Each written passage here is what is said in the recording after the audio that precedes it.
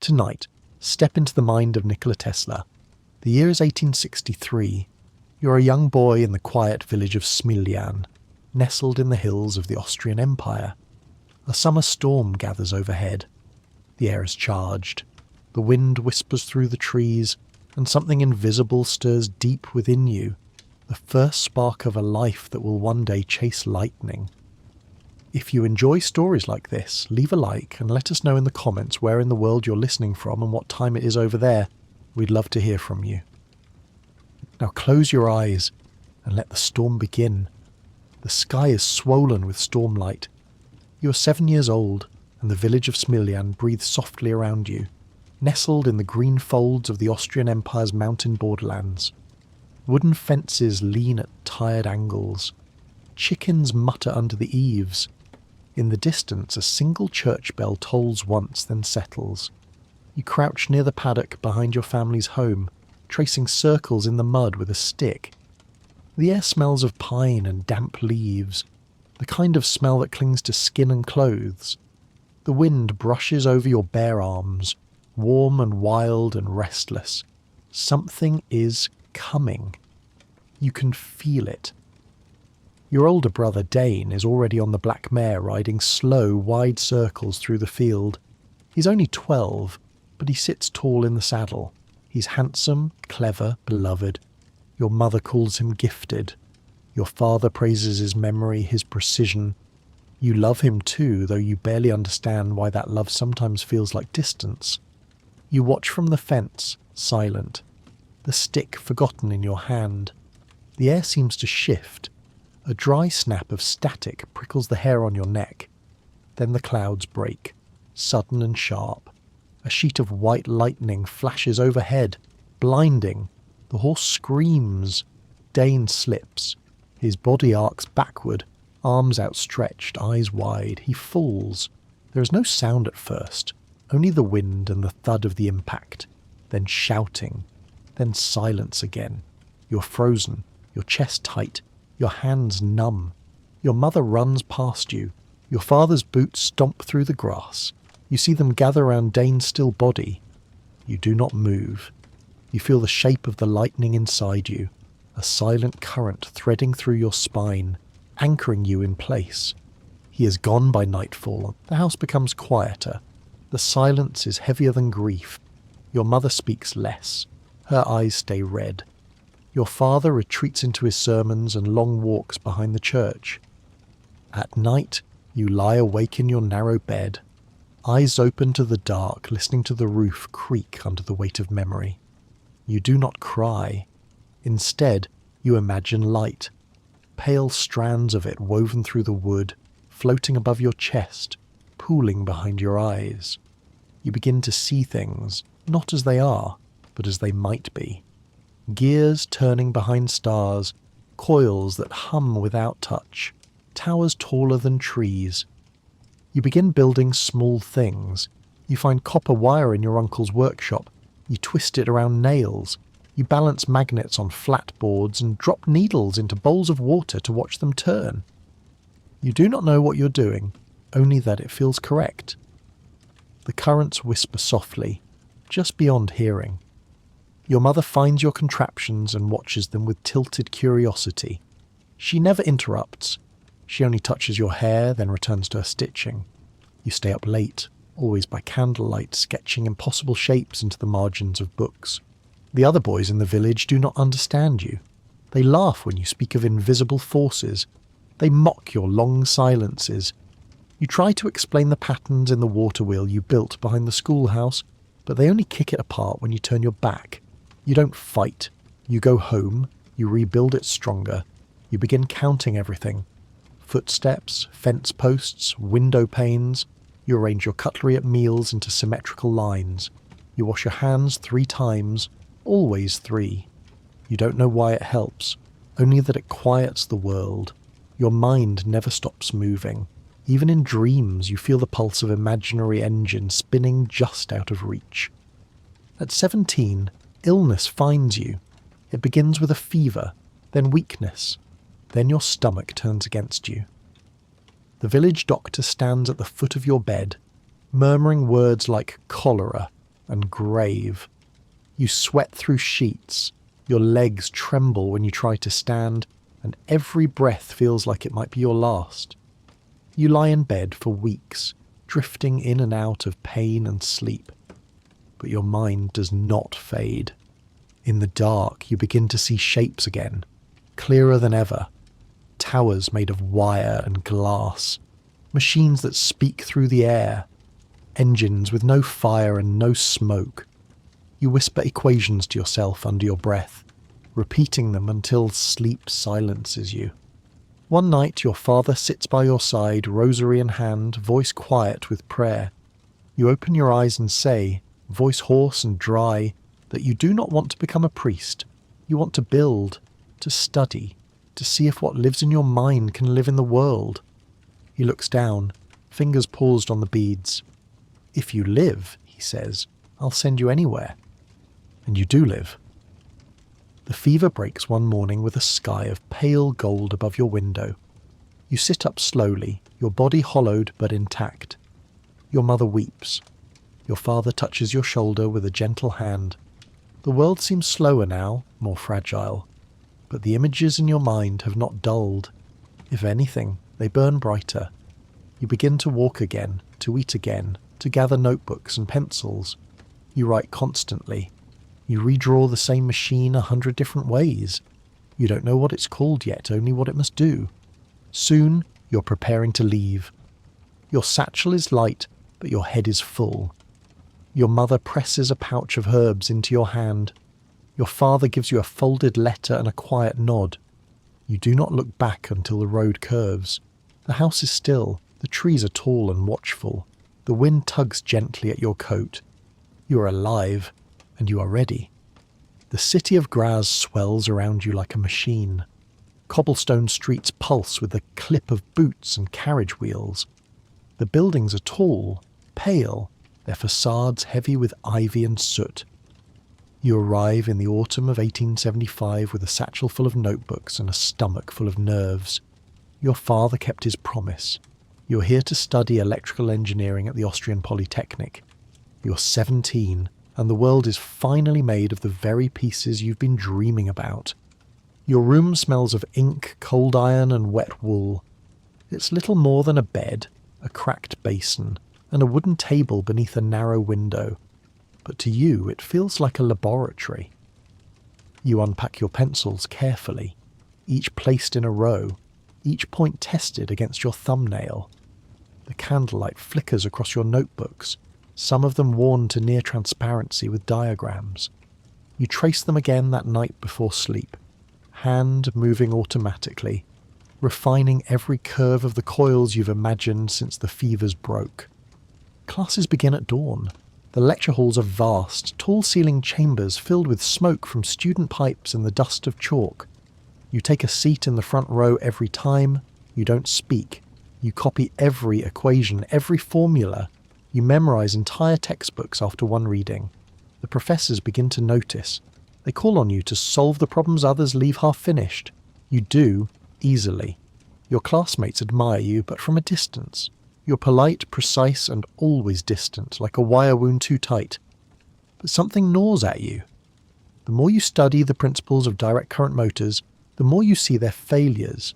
The commutators spark. The brushes wear down. Friction eats away the power. You raise your hand to question the design, but are brushed aside.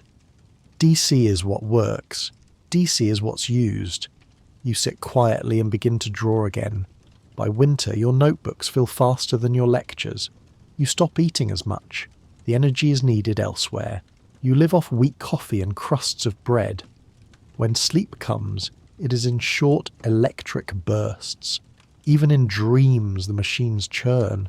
You walk beside long copper wires buried in snow, your hands sketching endlessly, your thoughts looping back on themselves like magnetic fields. One morning, in your second year, you sit in the mechanics classroom, half listening as the professor drones on about Gram machines. You stare out the tall window. A blackbird lifts off from the sill, its wings catching the morning sun. Then you feel it. The engine clicks together in your mind. It doesn't spark, it doesn't grind. It turns freely. cleanly, powered not by a battery, but by alternating magnetic fields working in harmony, pushing and pulling in rhythm. It has no commutator, no brushes, only motion. Motion that never touches. You can see the coils, the stator, the current flowing in waves. Your breath catches. You feel light. It's as if your chest opens and the air flows through you differently now. You don't raise your hand, you don't speak. You simply sit and watch it turn, this invisible, perfect machine, spinning behind your eyes. That night, you don't sleep. You walk the city streets until dawn, whispering numbers to yourself. You write on scraps of paper, on your wrists, on the insides of your sleeves. You don't need to build it. It's already real to you. The days blur. Your grades begin to slip in subjects unrelated to your obsession. Philosophy, languages, military drills. You forget to show up for one exam entirely. Your professors grow frustrated. You've stopped being impressive and started being erratic. One of them pulls you aside and warns you not to burn out, but you're already too far gone. You stop going to meals, you stop answering letters from home, your hands tremble from lack of rest. You chase the motor deeper into your mind, and then, like a frayed wire under strain, something snaps. You collapse in the snow one night on the way back from class. A passerby finds you, carries you to the infirmary. Fever takes hold again. Your body revolts. You spend a week unconscious, limbs stiff and mouth dry. The nurse says your pulse was nearly gone. When you wake, the doctors tell you to leave Graz. Your health will not survive another winter like this. They don't ask what you were chasing. You don't explain. You return home for a time. Your mother cooks warm bread. Your sisters speak softly. But the silence in the house is louder than it used to be. Dane's shadow is still there in the corners, in the creak of the stairs, in your father's tired gaze. You don't stay long. You never feel rested, only delayed. You drift to Maribor, then to Prague. You take odd jobs, technical draftsman, repair assistant. You sleep in shared rooms, above bakeries, beneath stairwells, inside closets converted into beds. You read every newspaper. You sketch in the margins. You watch the river flow and wonder how it might carry charge. In 1881, you land in Budapest, penniless but determined. There you find work at the Central Telephone Exchange, helping lay down cables for the growing network. The wires run under stone walkways and through plaster walls. They hum softly in the mornings, a sound only you seem to hear. You begin to find rhythm in the noise. Then one morning, standing in the courtyard near the Danube, watching the sun rise through the fog, the rotating magnetic field returns. Stronger, clearer, as if it had been waiting. You sit down on a bench with nothing but a stick and begin to draw it again in the dirt. A passerby watches, confused, but you don't see them. You speak softly as you map the design into the ground. This time the motor is more than a vision. It is a certainty. You've never built anything with your hands. Not truly. Your tools are numbers. But you know this machine will work, not because you want it to, but because it must. You begin telling people, quietly, cautiously. Some laugh, some nod politely. One listens. Anian Puskas, brother to the founder of the telephone exchange, sees your sketches. He knows of a man in America, a man who builds electrical empires and hires men like you, if they're brave enough. His name is Thomas Edison. You write a letter, you wait, and then, in 1884, you board a ship. You're 28. You wear a threadbare coat and carry a small trunk of papers, letters of introduction, a few folded shirts, and the only thing you truly need, your idea. The voyage is difficult. The sea rolls violently. One night your luggage is nearly lost overboard. Another night you help repair a broken pump below deck. The other passengers keep their distance. You spend most of the journey watching the waves, watching how they move, always in pulses. You arrive in New York City in the heat of summer. It stinks of horse sweat and ash, of metal and steam. You blink up at the towering buildings, already dizzy from the noise. Carts screech down brick streets. Telegraph wires string overhead like black vines. You find Edison's office. It is crowded, full of chatter and smoke and buzzing lamps. You wait. You hand over your letter, and when you're finally called in, Edison barely looks up. He offers you a small job fixing his dynamos. The pay is modest, the room is hot, but the machines are there, waiting. You take it. You work silently, tirelessly. You disassemble, refine, recalculate. His engineers don't understand how you work so fast. You whisper figures under your breath, draw without rulers, solve problems in your head. You fix what others have abandoned. You eat little, sleep even less. Edison hears of your improvements. He makes you an offer. Solve a major system flaw, and he will pay you $50,000. You solve it. He laughs, says he was joking. You resign. You walk the streets of New York in the rain, soaked and shivering, but your head is high. You've seen what these men call impossible, and you've made it real. Now you must find someone who will believe in you. The city wakes in gaslight and ash. It is 1885 and you are 30 years old. You walk beneath the towering smokestacks of New York with your collar up and your eyes forward, carrying everything you own in a coat pocket. The wind pulls at the corners of your scarf and the streets smell of horses, ink and coal. The machines in your mind do not stop. Even now, penniless and betrayed, your thoughts are alive, spinning, humming, magnetic. You're no longer working for Edison. His promise of $50,000 vanished in a laugh, and with it, any illusion of loyalty. You carry no bitterness, only clarity. Direct current is small, inefficient, crude. It crawls along wires like syrup, losing strength every block. You know there is a better way, a cleaner way, and you will build it, with or without their help. You take odd jobs, digging ditches for telephone lines, sketching designs for a short-lived electrical repair shop. At night, you rent a corner of a boarding house and live among cardboard boxes of wires and half-built motors. Your meals are dry bread and weak tea. You sleep for hours at a time with your hands wrapped around your own notebooks, afraid someone might take them. No one does. They don't yet understand what they hold.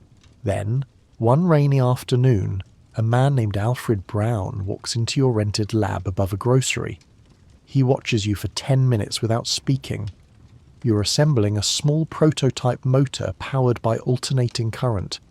It whirs, then hums, then spins, steady, elegant, silent. Brown smiles. His partner, Charles Peck, arrives days later. They don't laugh. They don't mock. They see you. They offer you funding. You take it. You begin again. You work in silence for months. The AC motor takes shape not on paper now, but in copper and iron. You build it from memory, from vision. The magnetic field rotates precisely as you imagined it would years ago. No sparks, no brushes, no grinding wheels. Just the gentle whisper of motion. Electricity, refined to its purest form. The future turns before your eyes.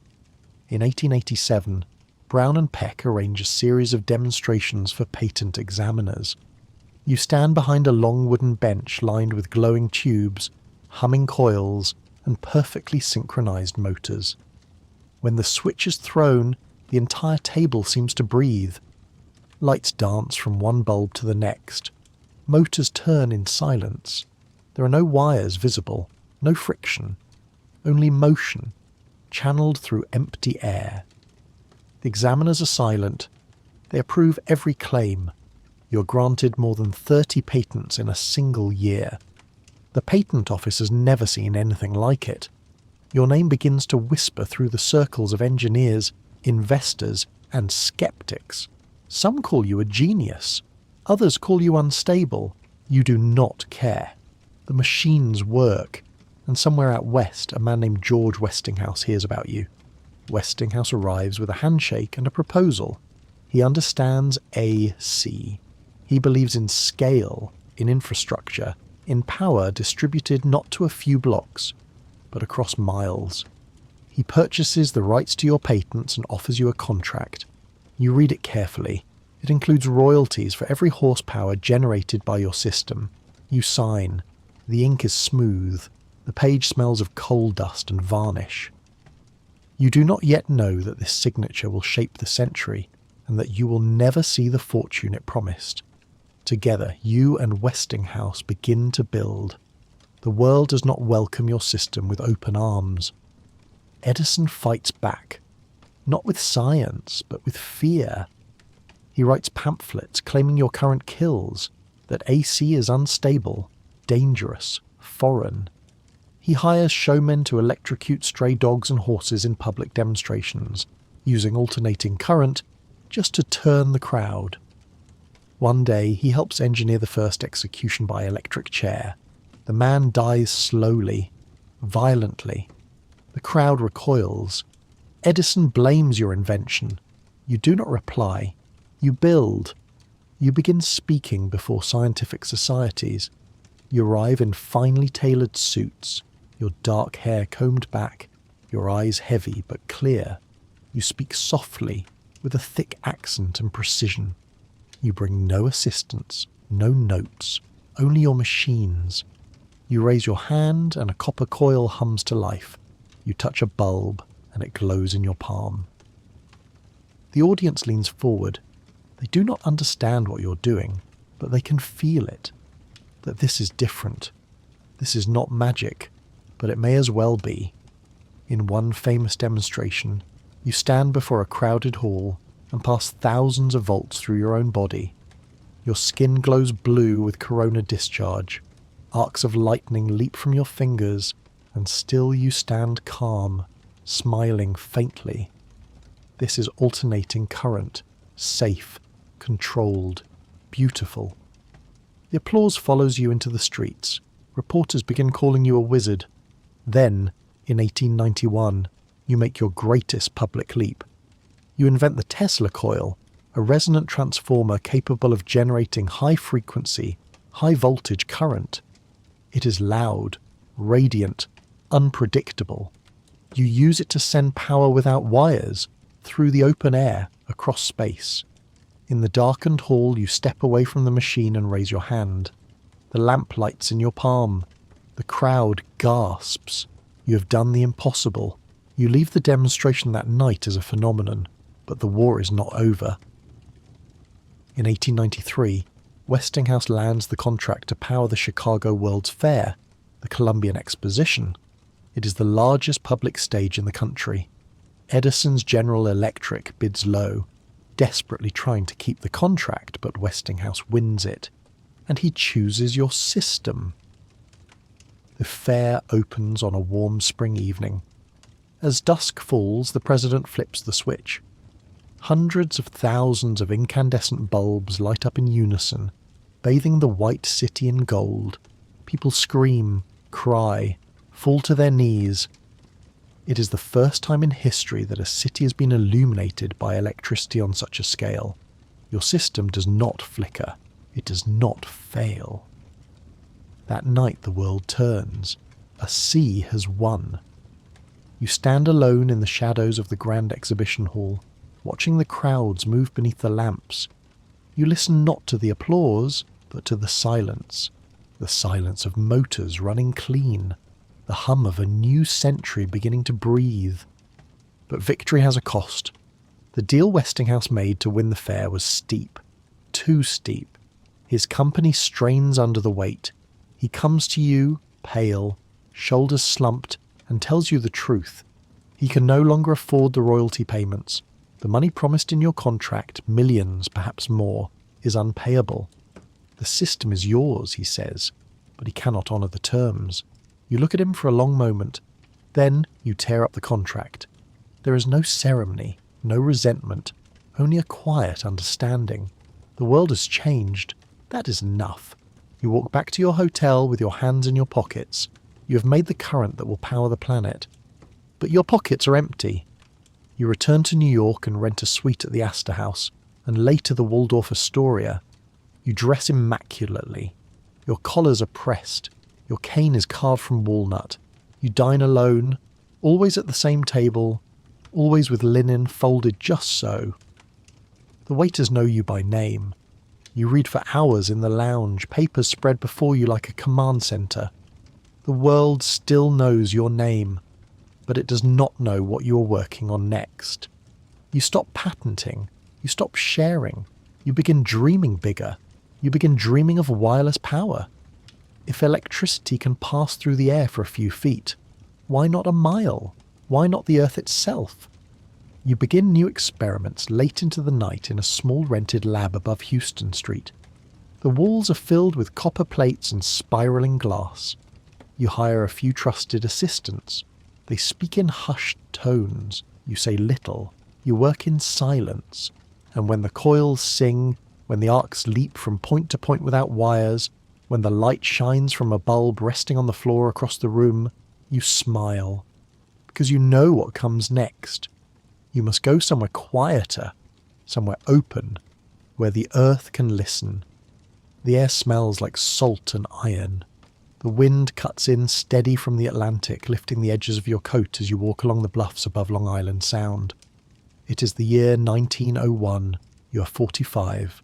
Before you rises the skeletal frame of what will become the tallest wireless transmission tower in the world. Steel beams rise from the soil like ribs. A circular foundation surrounds the central column, wide enough to anchor a cathedral. Below your feet, the earth has already been bored out more than 100 feet deep, lined with wooden beams and layered copper plates. It is not just a base, it is a conduit, a way to send current through the ground itself. You are building not an antenna, but an extension of the planet, a living machine. You call it Wardenclyffe. It is your answer to everything. You no longer believe in wires, in limits, in grids of copper draped across streets and buildings. You believe in resonance. That energy can be transmitted the same way music carries through a violin string, one frequency vibrating into another. That with enough precision, you can send electricity not just across a room or a city, but around the globe. You see it clearly. You see lights in villages untouched by coal or gas, bulbs blooming in the jungle, radios humming in ships at sea, all of it powered by a single global pulse. You are alone in this vision, but you're not yet without allies. Inside your New York hotel suite, polished and silent, you sit across from J.P. Morgan. The financier's moustache is immaculate, his hands thick, his tones skeptical. You explain your plan in few words: wireless communication, energy transmission, a station that will eclipse Marconi's crude radio pulses and transmit telegraphy across the ocean with no delay. You downplay the full ambition, no mention yet of lighting the world. Just enough to hook him. He agrees. He funds the project with $150,000. You return to Shoreham immediately. Construction begins, the tower rises. It is slow, grueling work. Engineers shake their heads. Local papers call it lunacy. But you walk the grounds daily, cane in hand, speaking softly to the workers when necessary, adjusting measurements to the inch. The wood is shipped in from British Columbia. The copper arrives under guard. Every piece is selected with care. The tower's dome will be 95 feet in diameter. Beneath it, coils wider than train cars. Everything must resonate. As the foundation deepens, you speak less. You stop attending lectures. You write fewer letters. The lab near the base of the tower becomes your world. It is filled with humming cabinets, voltmeters, resonant transformers. On calm nights you sleep on a cot beside the largest coil, lulled to rest by the quiet hiss of static and the distant pulse of the ocean. And when the tower finally reaches its full height, 187 feet, you step back and feel your lungs open. It is beautiful. You place your hand on the outer rail, cold with morning dew, and whisper to yourself, "Now, listen." The test begins slowly. You tune frequencies like a violinist tuning strings, searching for that perfect sympathetic vibration. You make notes obsessively, adjust coil spacing by centimeters. The hum deepens, the current flows, lamps light, arcs leap. You feel the earth respond, subtly, like breath. On certain nights the resonance aligns perfectly, and you feel the entire system thrum with the rhythm of the ground. You're close, you can feel it. But money moves faster than invention. Back in Manhattan, Marconi has made his own leap. Crude, unreliable, but press-worthy. He claims to have sent the letter S across the Atlantic, a feeble Morse code transmission that captures headlines. The newspapers crown him the pioneer of wireless. You know the truth. You were first, years ahead. But the world loves the myth of simplicity, and Morgan begins to grow cold. You ask for more funding, not much. Enough to complete the second phase, true wireless transmission of power. You send letters, proposals, carefully measured claims. Morgan replies with silence. Eventually a single message comes. If you can't put it in the papers, I won't put it in my portfolio. You are stunned. The man who once said yes to everything now turns away because he cannot understand everything. You realise then, he was never funding your vision. He was funding what he could control. The work slows, payments stop, suppliers withdraw. You sell your securities, you mortgage your patents. You liquidate everything except your belief. Still, you keep working. The lab stays open. You wrap wires in the dark with trembling fingers. You sweep the floors yourself. You sketch new coil geometries by candlelight, your once fine suits now worn at the sleeves. On some days, your only food is bread soaked in warm milk. You eat quickly, not to waste time, and still you test. Still, you listen for the pulse. Years pass, you stop attending dinners, you speak only to pigeons on the windowsill of your suite at the Waldorf. When interviewed, you speak cryptically, of cosmic rays, of vibrations in the ether, of energy drawn not from fuel but from the fabric of space itself. The public listens, fascinated but confused. Some call you a prophet, others a madman. The tower stands still, unfinished. The brass dome tarnishes. The wood swells with rain. Vines creep along the base. You still walk the grounds, cane clicking on the stone, whispering calculations under your breath. You still believe it will work, but the world turns its attention elsewhere. The century moves on. In 1917, the tower is sold for scrap. They dismantle it while you're away in the city, a silent act of erasure. You return to find only the concrete stump of the foundation, a scar where your dream once stood. The lab is shuttered, the book's gone, the coils stripped for copper. You place your hand on the remaining stone worn smooth by weather and feel nothing. No hum, no pulse, just stillness. You do not cry, you do not speak. You walk back to the train station alone. The sky that day is pale and wide. You tilt your head back and watch the clouds move. Above them is everything you were trying to reach. But your tower is gone. You return to New York, thinner now, your steps slower, but your mind still bright. You rent smaller rooms. You avoid parties. You feed the pigeons daily. You give lectures when invited, but they are more curious than celebratory. Young engineers ask if the tower was ever real. You only smile. And yet, even in the silence of your later days, when the press has turned away, when investors stop calling, when your name is no longer on the lips of the curious, you continue to write. You fill notebook after notebook with equations, some real, some imagined, some unfinished. You speak to no one, but the engine in your mind still turns. The tower may be gone, but the hum is not. It remains deep inside you, steady as breath, waiting for the moment when the world might learn to listen. The train car rattles over iron tracks, the wheels clacking in rhythm with your thoughts. The land outside the window grows wide and quiet, grasslands rolling into mountains, clouds drifting slow as ships. It is May of 1899, and you're leaving New York behind, not for the first time, and not in defeat. You're chasing silence, space, sky. You need to get closer to the earth, to the atmosphere, to the pulse you've always felt in your bones but never heard clearly. The newspapers don't understand. They say you're running from your creditors, from the ghosts of Wardenclyffe. Let them say what they like. You know the truth. You're going west to listen to the planet itself. You arrive in Colorado Springs with little more than a coat, a trunk of notebooks and a letter of introduction. The air is thinner here, sharper. The sky seems impossibly high. Mountains rise in the distance, blue and silent. The people are curious, friendly enough. They've read your name in papers. Some call you an inventor, others say wizard. One child watches you disembark and whispers, "Lightning Man." You smile. The hotel is modest, but the room is clean. The mattress smells of soap. The floors creak. It is quiet. You haven't heard quiet like this in years.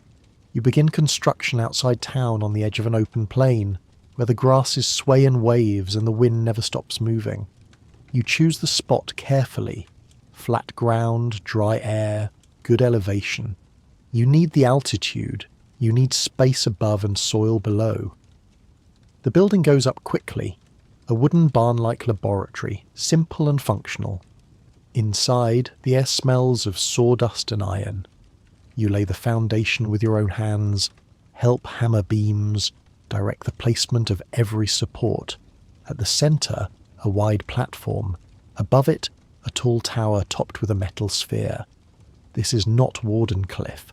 This is something smaller, sharper, more dangerous. It is a focused machine, a conductor of earth and sky. You work long hours. The days are hot and dry. The nights drop below freezing. You forget to eat. Your hair grows longer.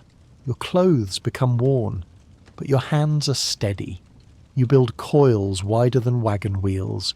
You string copper wire as thick as a man's thumb. You tune transformers like instruments, adjusting for pitch, for resonance, for that elusive harmonic where current flows freely, endlessly. Each night, you test a little more. Each time the arcs grow longer, the sparks brighter. Soon, the town begins to notice. Horses spook near the fence line. Lamps flicker in nearby homes. One night, a lineman finds his tools vibrating in his hands. You apologize politely, but inside you're thrilled. It's working. The earth is listening. You keep a journal, precise, meticulous. You record every change in atmospheric pressure, every reading from the galvanometer, every vibration of every wire. You speak less to others. You begin to dream in circuits again. Your body grows thinner, but your mind expands. The more you isolate yourself, the clearer your thinking becomes.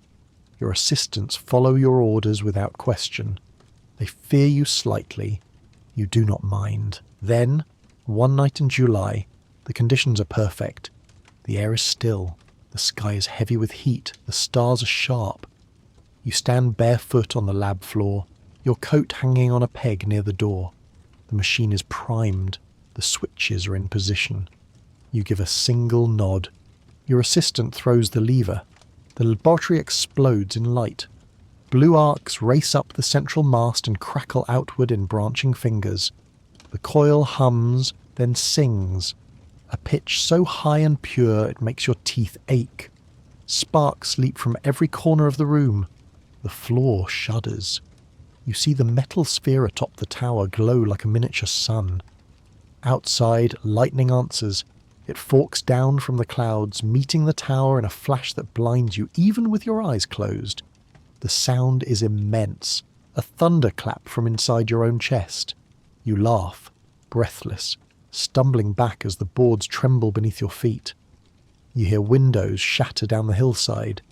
The current flows through the soil like a living thing. For nearly a minute the machine screams with power, then silence. You shut it down. Smoke curls from the boards. The smell of ozone hangs in the air. You sit on the edge of the platform, blinking, heart racing. You have never felt more alive. In the morning, the power company cuts your service. They say the incident overloaded their lines, blew out a transformer half a mile away. You apologize again, offer to pay. But privately, you are triumphant. You did not just send current through the air. You pulled lightning from the sky. You made the clouds answer. You continue your tests, each one more ambitious than the last. You light bulbs wirelessly from across the room. You send pulses into the ground and measure their echo. You write long equations describing resonance through the Earth's crust. You speak of tuning the planet like a bell. You believe it can be done. You believe the Earth itself can carry power anywhere, anytime. You begin experimenting with wireless communication as well. Bursts of modulated energy across vast distances. You record patterns, static, whispers. Once, late at night, you receive a signal unlike anything you've heard. Rhythmic, structured. You mark the date in your journal. You wonder, briefly, wildly, if it could be from beyond this world. You do not share this thought, but it never leaves you. You stay through summer and into fall. The town tolerates you. The hotel owner smiles less. Some locals cross the street when they see you coming. You pay your debts on time. You speak only when spoken to. You feed the birds outside your window and write every night by candlelight. You begin drafting a new tower, taller than Wardenclyffe, more precise. You envision transmitting not just power, but information, images, sound. A global system, decades before the word broadcast exists. But money's running out. The investors are silent. Morgan will not respond. You have sold what little you had left to build this lab. You are living now only on belief. You begin stretching your meals, dry bread and hot milk once a day. You walk slower. Your cough lingers longer. Still, the work continues. You perform one final major test before the snow sets in. You tune the system to a new harmonic, one you have only calculated, never attempted. You fire the machine in stages. First one coil, then two, then the full array. The tower glows blue, the air shimmers, and when the switch is thrown, the ground beneath your feet hums, not shake, not rumble, but vibrate with a low, pulsing tone. You feel it in your bones. You feel it in your skull. You feel the earth for just a moment answer back. Then silence. The lab dims. You sit for a long time in the dark, surrounded by warm wires and faint smoke. You have done what no one else has even imagined, and no one will ever believe it. Winter falls hard on the plains. Snow piles against the lab walls. Your fingers grow stiff at night. The experiment's slow. One of your coils burns out during a late test and cannot be replaced. The power company refuses to reconnect your service. You attempt to repair a transformer by candlelight and fail. Eventually you dismantle part of the system just to stay warm. You pack your notebooks carefully. You board a train back to New York in silence. As the mountains disappear behind you, you rest your hand against the window and whisper the final measurements into your breath, just to hold them a little longer. You know what you achieved. You know what it means. But you also know the world is not yet listening. Not yet. Not this time. The floor creaks softly beneath your shoes. You walk slowly now. Your limbs are long and thin, the bones sharp beneath your black suit. You wear it every day, immaculate, pressed, tailored decades ago. Your hair is still combed straight back, your moustache trimmed. But your face has grown hollow, and the skin around your eyes is pale and loose. You're 86 years old. The year is 1943, and the world outside no longer turns for you. The Hotel New Yorker rises tall over Manhattan, an Art Deco palace of brick and stone. Inside, the lobby is marble and polished brass. Porters move quickly, bellboys ring elevators, but no one stops you anymore. They know your footsteps. You live in room 3327 on the 33rd floor, and each day you walk the same path down and back again. You speak to no one unless you must. You do not use the telephone. You do not attend the dining room. You eat once a day. Warm milk, toast, honey. Sometimes boiled potatoes. You eat alone. Always. Your room is quiet. It smells of old books and dry linen. The wallpaper is faded. The windows look out over rooftops, smokestacks, billboards lit in neon. You keep the blinds half closed to soften the glare. The bed is narrow. Beside it, a wooden desk worn smooth from years of ink and paper. Its drawers are full. Journals, diagrams, unfinished letters, equations written in margins, coils drawn with trembling precision, notebooks stacked in neat towers. You have not stopped thinking. only moving. Each morning you rise before the city wakes. You step into your shoes without a sound. You stand by the window for a long time, listening not to the streetcars or horns, but to something deeper, something no one else seems to hear. You still believe the earth hums, faint and patient, a pulse that's always been there, waiting.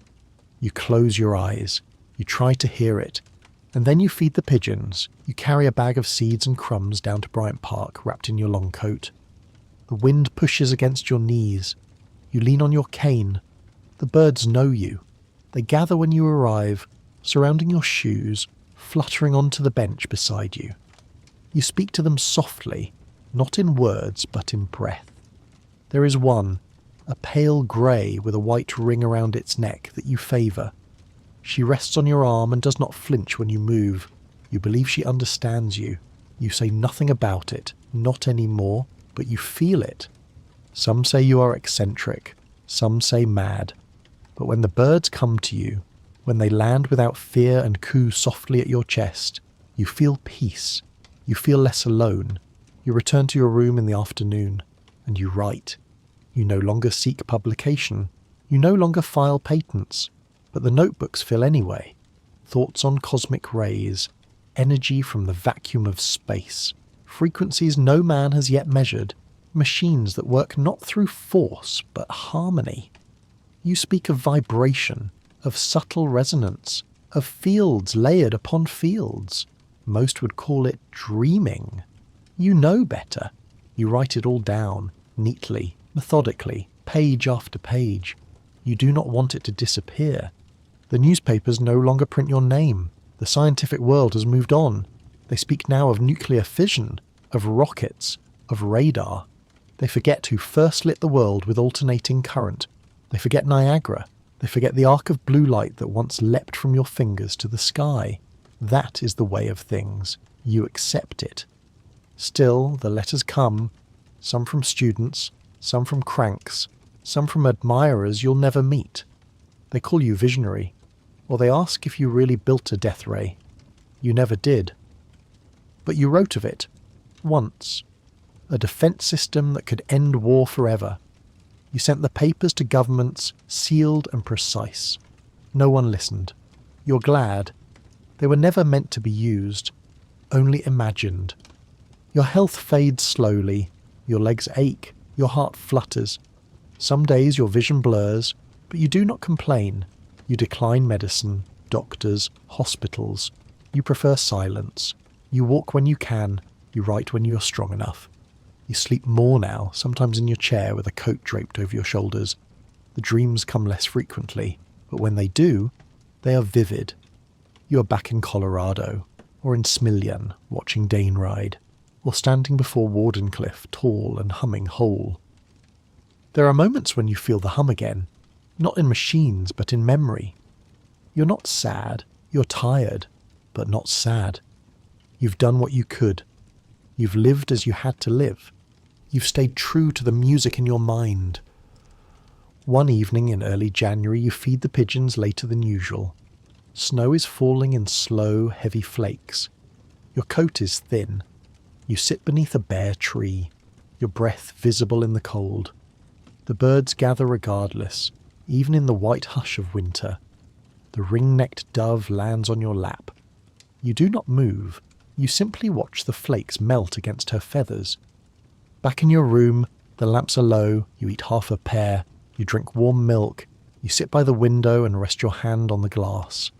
The city moves far below, glittering with lights that came from your current. You close your eyes. You feel no pain, only stillness, only the quiet hum of something old and vast and gentle. In the morning the maid knocks softly. There is no answer. She opens the door and finds you in your chair, head tilted, eyes closed, hands folded over your lap. You are still, peaceful. You're gone.